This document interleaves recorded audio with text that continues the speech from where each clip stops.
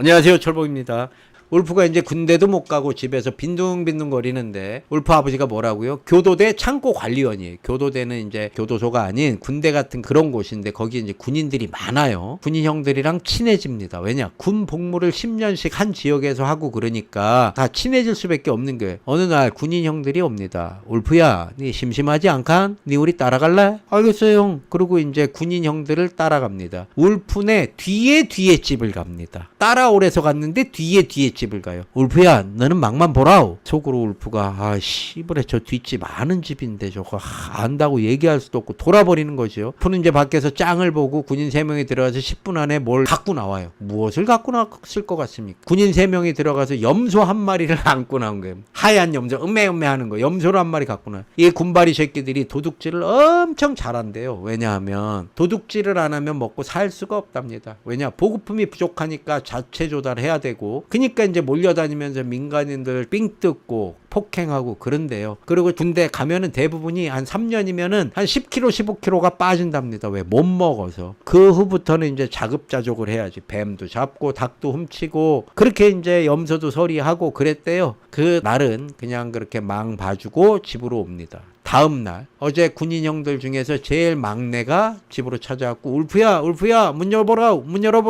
문을 엽니다. 그랬더니 뭐 신문 뒤에 뭐 종아리에다 싼 걸 뭐 이렇게 하나 갖다 줘요. 뭡니까 이거 형님? 염소 다리를 한 짝대기를 가지고 옵니다. 아버지랑 구워 먹으라우. 이 형들 따라다니면서 이제 뭐 엄청 훔치고 동네 나쁜 짓은 다 하고 다녔답니다. 좋게 말하면 설이고 나쁘게 말하면 절도잖아요. 나쁜 짓을 엄청 많이 하던 어느 날 도둑질이 이제 물이 올랐어. 도둑질도 전문가야. 물이 오르고 도박도 이제 한참 하는데 북에서도 도박을 하면 마누라도 자식도 다 팔아먹는다야. 이 말이 북한에도 있대요. 울프네 집이 뭐라고요? 한 30m짜리 하모니카 집. 그래서 칸칸칸칸인 건물 쭉 늘어져 있고 쪽방처럼 문이 다 똑같아. 생긴 게 다 똑같이 생겼어. 방 하나 거실 하나 끝이에요. 이런 형태로 이제 길게 늘어진 하모니카 집 한 10평 정도 된대요. 울프 아버지가 도박을 아주 잘하신답니다. 겨울이면 이제 농한기잖아요. 주패라고 하는데 주패가 뭐야? 형님 사사끼라고 있어요. 사사끼가 뭔데? 2명씩 펀을 먹고 마작 비슷한 건데 4명이 하는 카드 게임이래요. 화투 뭐 이런 걸로 하나? 그랬더니 아닙니다. 그 트럼프 에이스 1, 2, 3, 4, 5, 6, 7 자니 마담 킹 요 똑같은 트럼프 카드로 합니다. 그래서 444A 요게 사사끼라고 했는데요. 좀 높은 패인가 봐요. 그 다음에 77을 잡으면 돼지 잡았다 그러고, 같은 숫자 4개는 원다. 손에 있는 카드를 다 털어내면 이기는 게임이고, 이제 뭐 한국 13이나 훌라 뭐 이런 거 같대요. 이제 담배 빨면서 집 바꿔가면서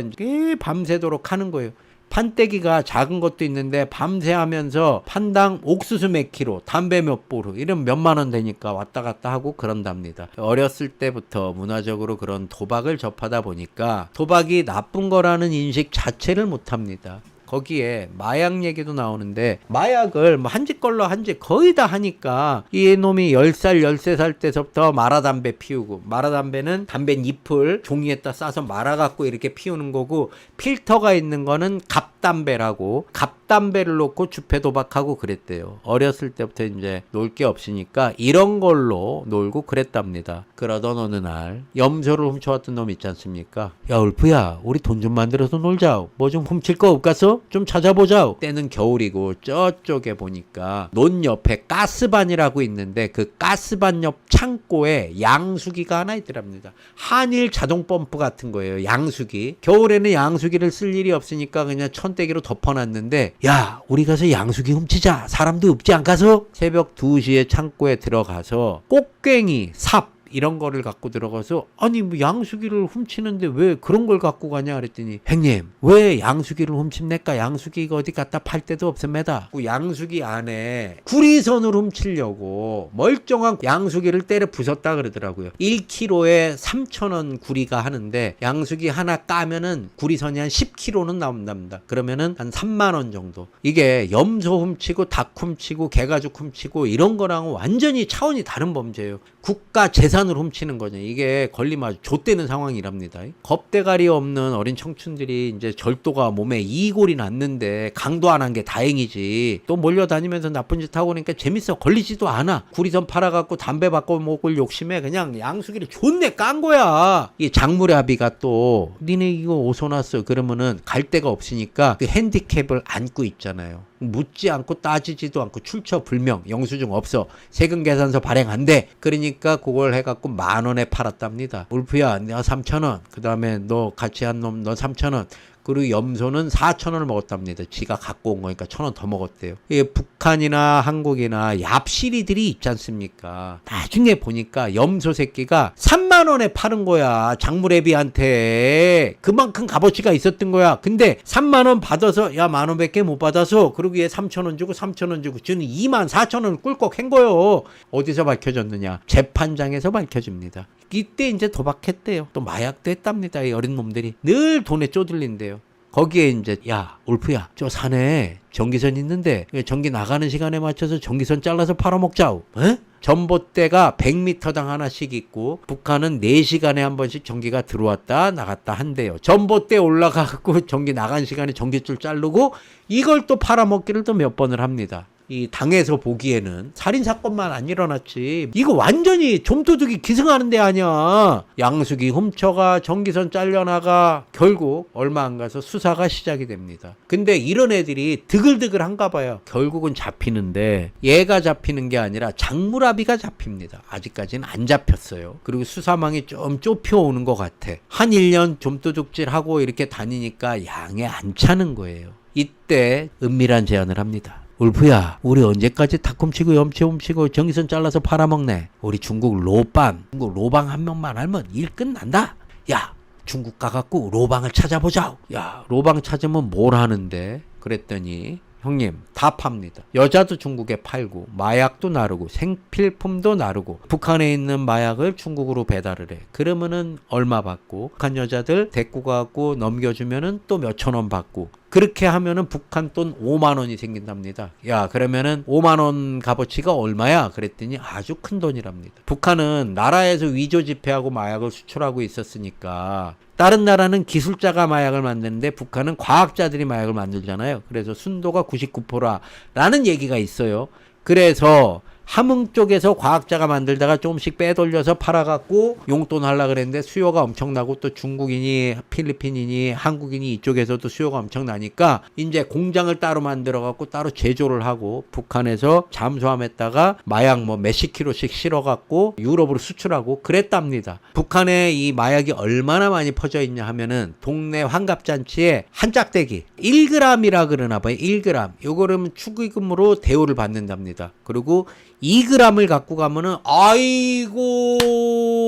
아이고 라오빤 이러면서 엄청 극진하게 대우를 해준대요. 북에서는 피로회복제 만병통치약 정도로 생각을 했답니다. 우리나라 뭐예요? 야, 그 날씨도 꾸리꾸리한데 쌈겹살에 소주 한잔 해야지. 이게 인사면 북한에서는 야야 이거 날도 서늘한데 얼음이나 한 코떼기 했으면 좋겠구만. 얼음 한 코떼기 할 데 없나? 얼음 없어? 이렇게 이런데요. 그래서 삥은 필로 한 코는 태워서 그래서 얼음 한 코떼기 한다. 그 정도로 만연해 있고 울프도 이제 17살 때서부터 한 코떼기 하고 다녔답니다. 그래서 이제 제가 북한 여자들이 중국에 가면 무슨 일 하는 거예요? 인신매매 아니야, 너 인신매매. 아, 형님, 그거 다 뭐 인신매매라고 표현을 하면은 인신매매가 맞는데요. 대부분 먹을 것도 없고 쌀도 없고 미래가 없고 희망이 없기 때문에 형님 북한을 벗어나고 싶어서 그냥 먼저 데리고 나가달라는 에미나이들이 줄을 섰습니다. 근데 다만 줄 잘못 서갖고 가다 걸리면은 정거리 가갖고 1년 살아야 되고 중국에 이상한 애들한테 가 걸리면은 뭐 몸 팔고 그래야 되는데 그걸 알면서도 가는 애들이 태반입니다. 에미나이들 줄 서 있습니다. 중국 가면 그 여자들이 뭐 하느냐? 귀머거리나 뭐 봉사나 이런 사람들 장애인 같은 애들한테 시집을 가는 경우. 두 번째는 이제 조선족 자치구에서 노래방 도움이나 뭐 술집 이런 데도 나가고 세 번째로는 이제 제일 안 좋게 풀리는 방법은 조선족이나 중국 사장 밑에서 몸캠 피싱, 몸캠 사기. 그러니까 우리나라 뭐 팝콘 TV니 뭐 이상한 TV들 있잖아요. 그거 갖고 보일 듯 말 듯하고 뿌옇게 처리된 화장실에서 뭐 샤워기 물 틀어놓고 하고 막 자위하고 이러는 거를 송출을 한단 말이야. 거기에 할딱할딱 때리는 얼마나 많은 줄 아십니까, 형님들? 그러면 이제 쓱 유혹을 합니다. 아니, VIP 방으로 오시면은 제가 직접 다 보여드릴게요. 그래갖고 이제 VIP 방이라고 해갖고 얼마 이상 내면은 들어올 수 있는 그런 방에 가갖고 서로 이제 뭐 화상 섹스도 하고 뭐 이런 거래요. 그게 몸캠 피싱을 하는 거고 몸캠 방송을 많이 한답니다. 그런 것도 많이 하고 제일 안 좋은 경우에는 이제 삼합회 애들한테 잘못 걸려서 매춘하는 경우도 덜어 있답니다. 이런 걸 알면서도 간대요. 어떻게든 가고 싶어 한답니다. 말이 인신매매지. 가고 싶은 애 데려다 주는 소개랍니다. 그리고 이제 중국에 갔다가 돈 벌어서 돌아오는 경우도 많은데 그런 사람들이 제일 잘 산답니다. 백두혈통 있잖아요. 김일성, 김정일, 김정은 이렇게 혈통이 이루어진다 해서 백두혈통이잖아요. 지금은 한라혈통, 탈북해가고 남조선에 살잖아요. 이 사람들이 대부분 한 60%에서 70% 이상이 1년에 한 번씩 아니면 1년에 2번 정도씩 루트를 통해 갖고 돈을 보내준답니다. 북한으로. 1년에 200만 원 보내주면은 커미션을 40에서 50% 떼고 100에서 120만 원 정도가 부모님이나 보내주라는 사람한테 넘어간대요. 그러면 그 돈이 어떤 돈이냐? 쌀 800kg를 살 수 있는 돈이랍니다. 북한에서. 그 정도로 큰 돈이기 때문에 요즘에는 한라혈통이라고 그런답니다. 북에서 국경을 넘어간다. 밀입국이잖아요. 이게 엄청나 보이지 않습니까? 태국에서 캄보디아 넘어갈 때, 베트남에서 라오스나 캄보디아 갈 때, 멕시코에서 미국 넘어갈 때, 미국에서 캐나다 넘어갈 때 다 육로로 가잖아요. 북중 국경에는 두만강이 흐르고 있고 다리가 하나 있는데 그 두만강을 넘어가는 수가 있대요. 목숨 걸고 가기도 하고 대부분 이제 경비병, 북한 국경 수비대한테 돈을 정기적으로 주기도 하는데 갈 때 500위안, 올 때 500위안, 왕복은 1000위안인데 지금 돈으로 18만 원, 19만 원이잖아요. 아까 말씀드렸다시피 120만 원이면 뭐라고요? 쌀 800kg를 살 수 있는데 한국 돈 18만 원, 19만 원. 이거면은 쌀 100kg는 살 수 있잖아. 쌀 100kg면 20kg 포대 5개야, 5개. 북한이 의무복무가 10년인데 북중 국경 수비대에 오려면 최소한 7, 8년 착실하게 그리고 루트가 있어야 올 수 있대요. 백 있고 줄 있는 애들만 올 수 있는 두만강 국경 수비대랍니다. 여기에서 1년만 수비대 하면은 평생 먹을 수 있는 돈 다 벌어서 나올 수 있대요. 울프가 내가 지금 돈도 없고 연줄도 없고 백도 없으니까는 내가 혼자 가서 루트를 한번 찾아보가서 그래 모르겠다 가보자. 그래서 이제 혼자서 깡도광을 한답니다. 깡도광이 뭐네? 물어보니까 말 그대로 총 들고 보초서는 국경 수비대 눈을 피해갖고 두만강을 건너가는 일이래요. 형님 11월이면 두만강이 어는데 중간은 안 얼고 살얼음이 얼어 있습니다. 이 주머니에 이제 칼 한 자루를 차고 가는 거예요. 왜? 어떻게 될지 모르니까요. 그 칼 한 자루 차고 수비대가 뜸하게 있는 외진곳까지 산 넘고 넘어갔고 저쪽으로 간 거예요. 외진대를 가갖고 숨어 있는 거야. 밤이 깊을 때까지. 그래서 중간까지는 얼음을 걸어가고 강 중간에 가니까 얼음이 깨집니다. 얼음이 깨지는데 깊지는 않아. 가슴 정도 찼나 봐요. 물속으로 이제 몸이 들어가. 그래서 이제 좀 큰 시냇물 정도인데 경비대를 피해서 오밤중에 말 그대로 깡도강을 한 거예요. 무사히 건너는 갔어요. 칼 한 자루 차고 이제 온몸 쫄딱 젖어갖고 왔는데 아무것도 없어.